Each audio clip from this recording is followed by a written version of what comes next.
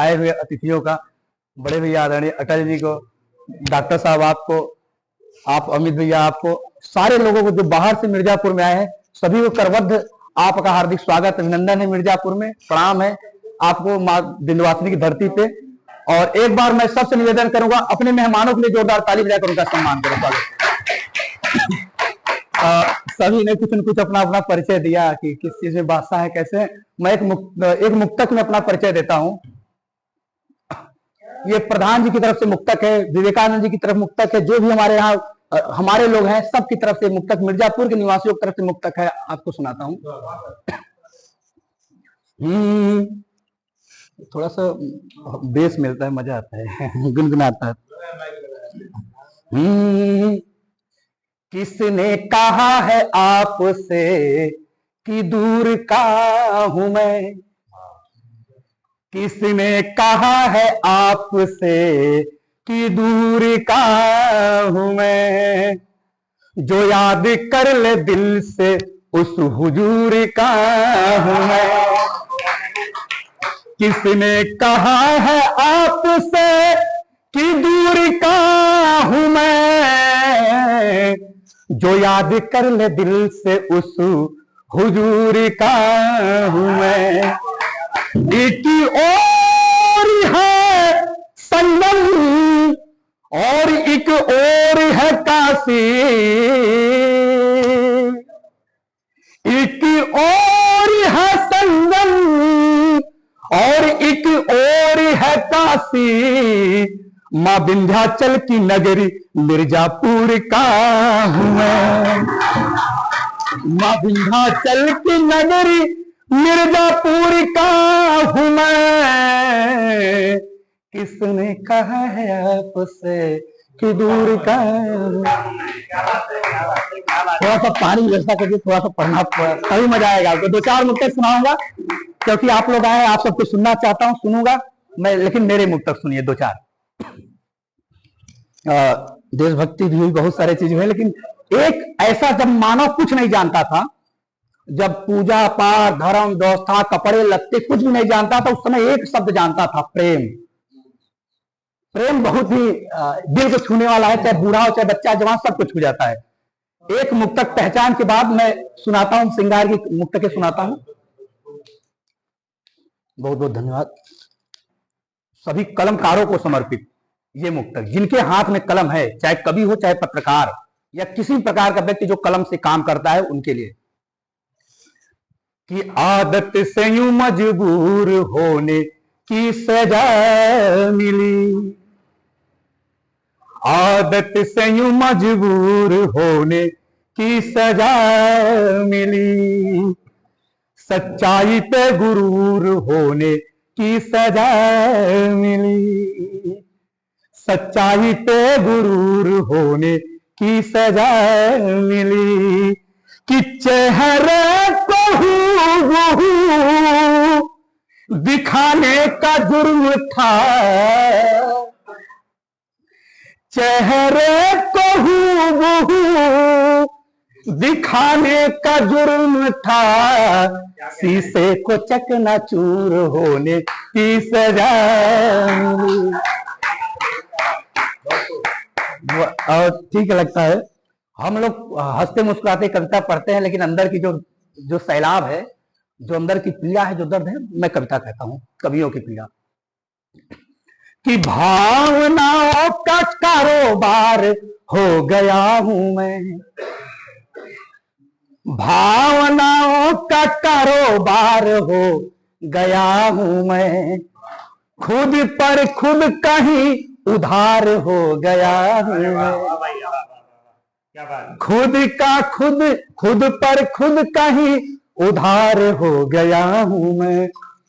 आंसुओं से सजी है हर तरफ दुकान मेरी, आंसुओं से सजी है हर तरफ दुकान मेरी, आज कल दर्द का बाजार हो गया। थोड़ा सा मुझे चेस्ट इन्फेक्शन हो गया था, तो उसके वजह से मैं बहाना पहले बनाता तो आपको लगता कि ऐसे गौबाई करते हैं, सिल्ठी वाले सुने हमको वो जानते हैं मैं कैसा, तो थोड़ा सा है दिक्कत, लेकिन मैं थोड़ा सा अपना वॉल्यूम डाउन करके सुनाता हूँ। मैं तहत में सुना सकता हूँ, तहत में भी आपको पसंद आएगा, लेकिन मैं एक आध तो ऐसे सुनाता हूँ। बड़ा प्रसिद्ध मेरा एक मुक्तक है, उस श्रृंगार का मैंने वादा किया था, श्रृंगार का एक आध दो मुक्तक सुना दूं।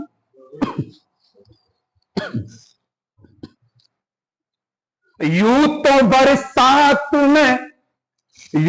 बरसात के बादल की तरह रहता हूं, यूं तो बरसात के बादल की तरह रहता हूं, और कहते हो कि पागल की तरह रहता हूं।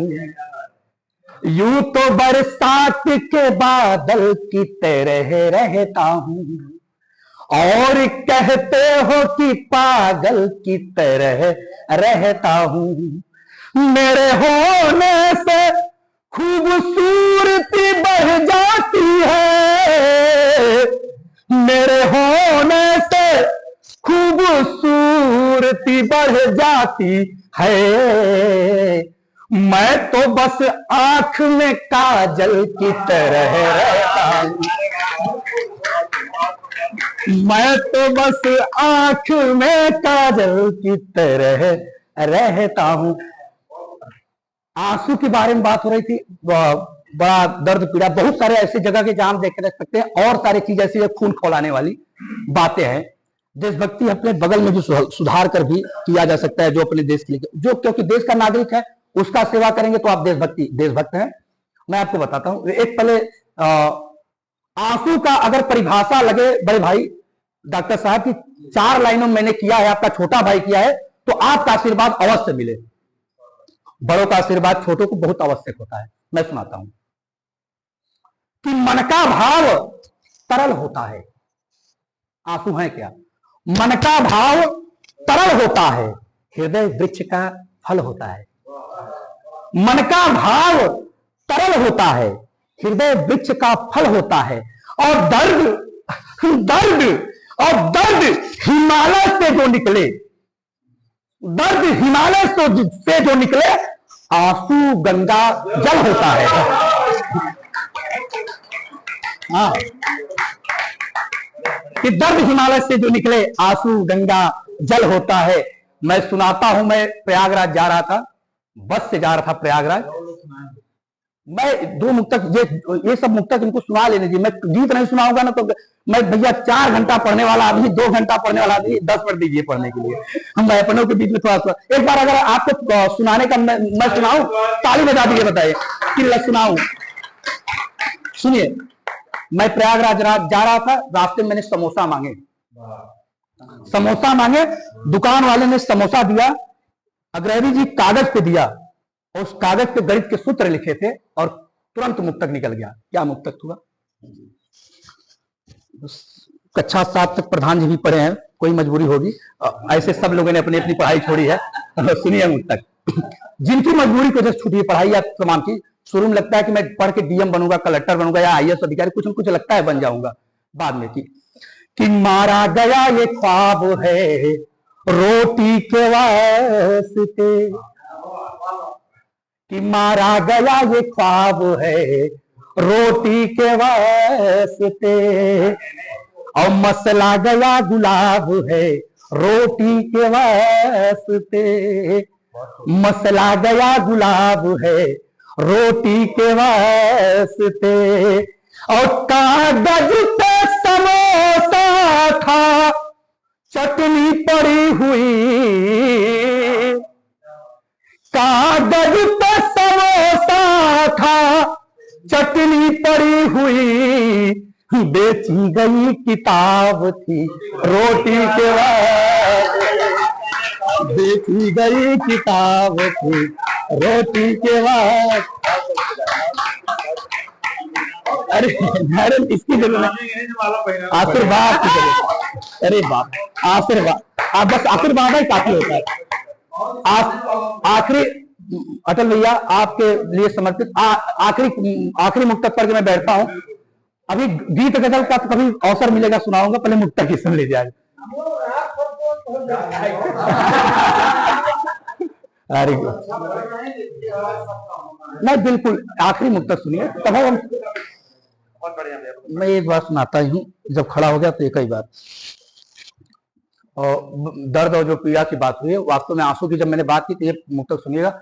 हम एक हर चौराहे पे मंदिर के सामने कहीं न कहीं कुछ बच्चे हमको मिलते हैं भीख मांगते हुए, तो कभी कभी बेकार लगता है, लेकिन मानव होने के नाते एक बार भी अगर उस बच्चे को हम देखते हैं ध्यान से, तो एक सेकंड के लिए, आधे सेकंड के लिए, सेकंड के 100वें हिस्से के बराबर का मन में पीड़ा अवश्य आती है, दर्द जरा दुख होता है।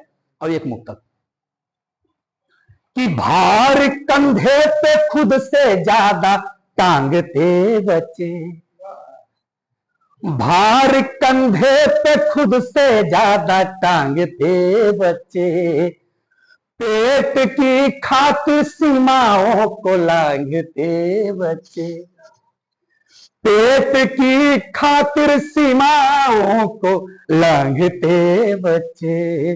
और कार की खिड़की से देखा जो उछलते सिक्के, कार की खिड़की से देखा जो उछलते सिक्के, खुशी से झूम उठे भीख मांगते बच्चे। बहुत बहुत धन्यवाद, बहुत बहुत धन्यवाद।